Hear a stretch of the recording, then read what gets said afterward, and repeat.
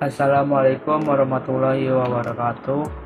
Perkenalkan, nama saya Emrido Santosa. Saya dari kelas manajemen 22B dengan MPN 22411087.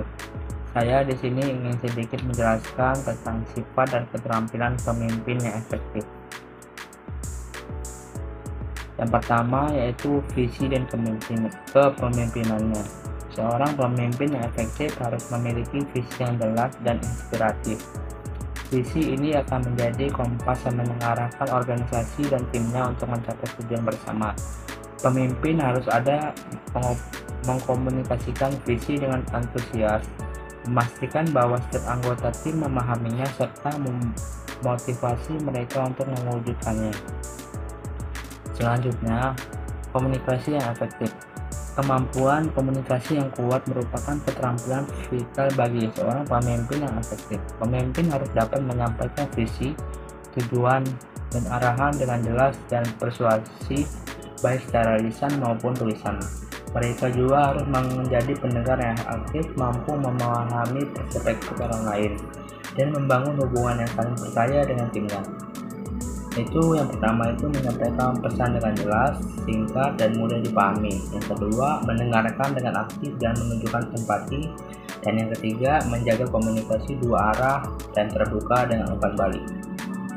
Selanjutnya itu pengembalian keputusan yang bijak. Pengembalian keputusan yang bijak adalah keterampilan penting bagi seorang pemimpin. Hal ini melibatkan kemampuan untuk menganalisis situasi secara menyeluruh, mempertimbangkan bagi perspektif, dan membuat pilihan yang selaras dengan visi serta tujuan organisasi.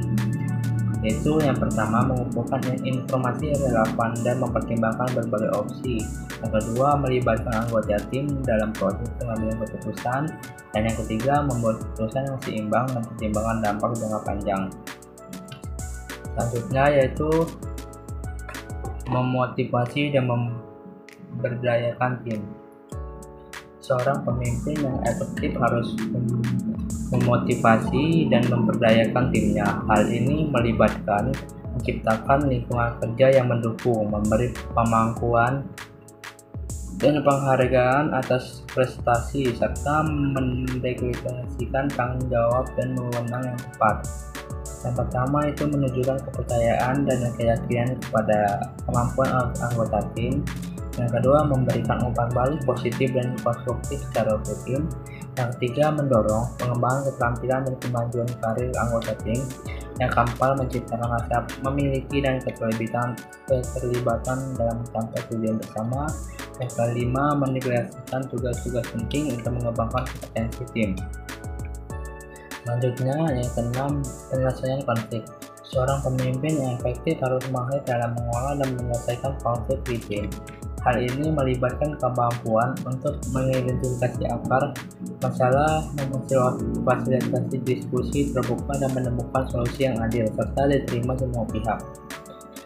Itu yang pertama itu memahami penyebab dan dinamik konflik dengan cermat. Yang kedua, memfasilitasi dialog konstruktif untuk mendengarkan berbagai perspektif. Yang ketiga, mencari solusi kompromistis yang mengakomodasi kebutuhan semua pihak. Yang keempat, memastikan implementasi solusi dan pemantauan untuk menjaga eskalasi. Dan yang kelima, menjadi teladan dalam bersikap tenang, bijaksana, dan tidak memihak. Selanjutnya, berpikir strategis dan inovatif. Pemimpin yang efektif harus memiliki kemampuan berpikir strategi dan inovatif. Hal ini mencakup kemampuan untuk melihat ke depan, mengantisipasi tren dan tantangan, serta mengembangkan pendekatan yang unik dan kreatif untuk mengatasi masalah.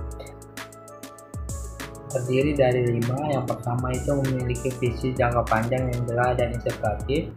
Yang kedua itu menganalisis lingkungan eksternal secara komprehensif untuk mengidentifikasi peluang dan tantangan.